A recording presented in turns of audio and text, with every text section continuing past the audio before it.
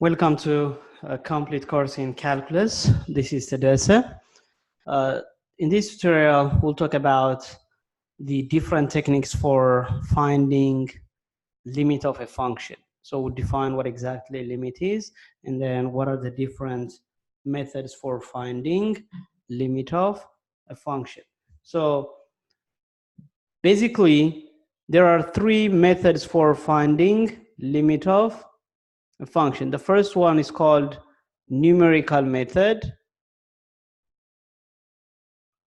The second one is called graphical method, and the third one is what they call it algebraic or analytic method. These are the three methods that we'll be using to find limit of a function. So what is the intuitive definition of a limit? What is the intuitive? I'll show you both the mathematical and the intuitive definition, but what is the intuitive definition of limit? So limit means whenever you are approaching number C, whenever X is sufficiently close to C. What is X? That is our domain, the input. Whenever the input is sufficiently close to C, where is f of X going? Is it going very close to a number L? In that case, if that is the case, we will write it limit of f of X as X approach to C equal to what? L. That is what limit means. Whenever you are sufficiently close to C, whenever X is sufficiently close to C, if f of X is very close to L, a number, real number L, then we say that limit of f of X as X approach to C equal to what? L. Okay, so limit of f of X, X approach to C exists means what do we mean by limit exists? The answer is whenever limit from the right at C. So what is right at C means? This is C. This is, let's say, graph of a function y equal to f of X. Now look at what happens when I am approaching C. X is in this case approaching C from the right side. Whenever you are approaching C from the right side, what happens to the y value? You can see here the y value is decreasing, and then approaching this y value here. If this guy is real number, say it is L, and then limit of f of X as X approach to C from the left. So from this side, this is what we mean by X is approaching C from the left. Now you can see the value of y is increasing to this number. This number is, let's say, whatever y value is. Now this is, again, it must be a real number, and then let's say this is M, and the two numbers L and M must be what? The same. So in that case, we say that limit of f of X as X approach to C exists, and that limit is what? Either L or M. They are the same numbers, basically. That is what the intuitive definition of limit. Whenever you are X is approaching to C, whenever X is sufficiently close to C, what happens to the y value? What happens to f of X? If f of X is getting close to a number L, then we say that limit exists. Keep in mind, limit exists means it must be a real number. It must be a real number. So infinity and negative infinity, they are symbols. They are not numbers. Okay, so we may say the limit is infinity, but the limit does not exist. So I can say limit of f of X as X approach to C equal to infinity or negative infinity, if that is the case. But if the question is, does the limit exist? The answer is no. Limit exists means it must be a real number. Okay, now let's see one by one. What is a numerical method, graphical method, and the algebraic method. Let's start with the graphical method. So what is a graphical method? A graphical method says you graph the given function, or you'll be given a graph. Let's see an example. Let's say I have a function f of x equal to x squared minus 1 over x minus 1. Now, the question is, I want to find what is the limit of this function as x approaches to 1. Now, you can see that this function can be simplified to what? X minus 1 times x plus 1 divided by x minus 1. Now, for x different from 1, this cancels out. So this function, this rational function is nothing but x plus 1 for all x different from 1. Now let's graph it. X plus 1, we know the graph of x plus 1. So if x is 0, y is 1. If y is 0, x is negative 1. That is what the graph of x plus 1 stands for. But remember, at x equal to 1, when x is 1, we have a hole. There is a jump here. There is a hole for this function. So this is what the graph of y equal to f of x stands for. So this is a straight line, except there is a hole. Now, the graphical method says from this graph, we will see what happens when you are approaching 1, both from the right and from the left. So let's see. If I am approaching 1 from the right side, what is happening? So look at this. If I pick a number here, this is what the y values. If I pick a number here, this is why the y values. Now, what is happening to the y value? You can see that the y value is decreasing. Decreasing to what? To this number. By the way, this number is what? If you evaluate x plus 1 at 1, 1 plus 1. 1 plus 1 is what? 2. So which means when you are approaching 1 from the right side, limit of f of x, x approaches to 1 from the right side is what? 2. It's decreasing to 2.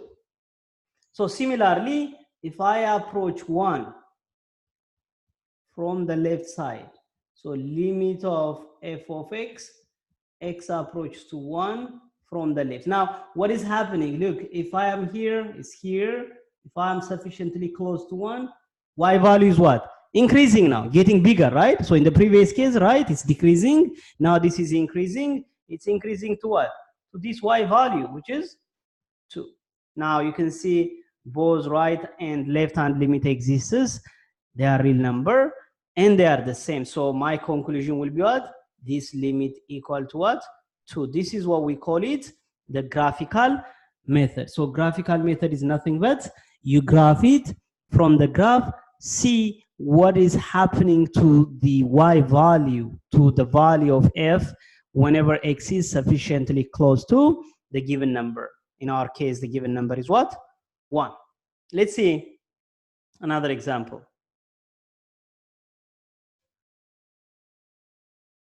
Okay, so let's see this example. F of x equal to 1 if x is different from 2, and then it says 0 if x equal to 2. So I want to find what exactly the limit of f of x approaches to 2. Okay, and also let's see what is the value of the function at 2. What is the value of the function at 2? It says if x is 2, the y value is what? 0. Which means this function is defined at 2 and the y value is what? The y value is 0.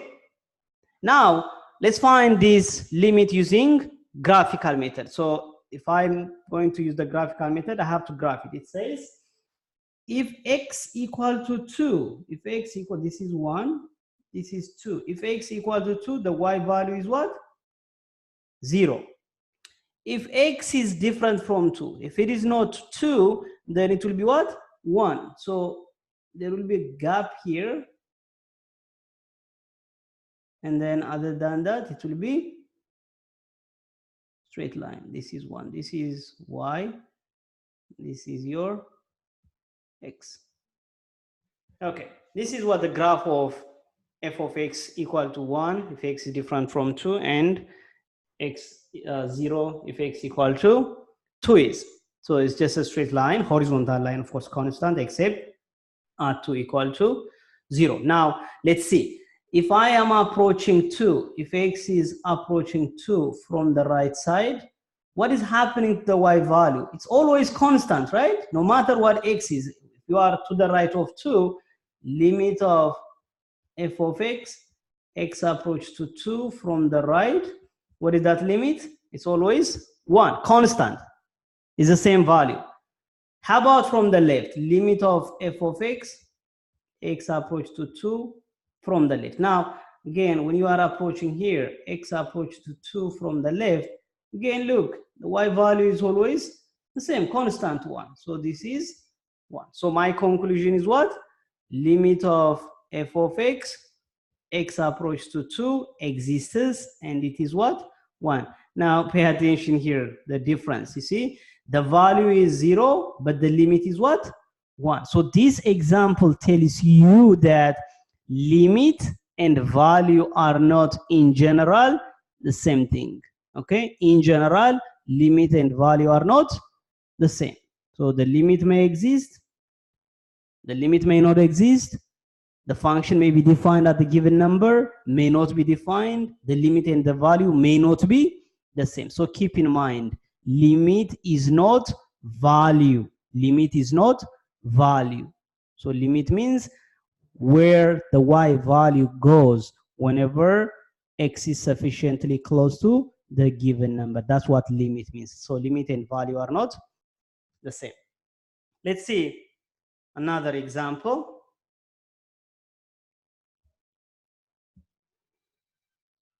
Limit of absolute value of x over x approaches to 0. Let's see the limit of this function. Again, I want to use the graphical method. So for the graphical method, what I have to do is I have to graph this function here. So it will be what? I'll just use plot some points. Let's say x is, you see, at x equals 0, it is undefined. You cannot plug 0, it's undefined. If x is, let's say, 1, right? Absolute value of 1 is 1 over 1, which is 1. So it is 1. If I pick 2, right? Absolute value of 2 over 2, which is what? 1. So if I pick any positive number, it's always 1. Let's pick a negative number, negative 1. Absolute value of negative 1 over negative 1. Absolute value of negative 1 is what? 1. 1 over negative 1, which is negative 1. How about if I pick negative 2? Absolute value of negative 2 over negative 2, which is 2 over negative 2. The answer is what? Negative 1. So you can tell here for any x greater than 0, it's always 1. For any x less than 0, it is negative 1. So we have two horizontal lines. So let's graph it now. If x is 0, it is undefined, but to the right, it will be 1. To the left, it is negative 1. So this is the graph of f of x equal to absolute value of x over x. By the way, I can write this one as what? Absolute value of x over x is what? 1 if x is greater than 0, and negative 1 if x is less than 0. That's what exactly the function is. It says it will be 1 if x is greater than 0 and negative 1 if x is less than 0. It can be written as a piecewise function. All right, now let's find the limit. What is the limit of f of x approach to 0 from the right? So you are approaching 0 from the right side. So from the right means what? Now you can see for any x greater than 0, the y value is the same, 1, right? So this is 1. Right hand limit exists. So similarly, what is the limit of f of x as x approaches to 0 from the left? So when you are approaching 0 from the left, see what the y value is? Always it is -1. So the answer is -1. Now, right hand limit exists. Right hand limit exists, which is 1. Left hand limit exists, which is -1. But are they the same? No. So the answer is what? Limit of absolute value of x over x approach to 0 does not exist because the two are not the same. Thank you for listening. I'll see you in the next video.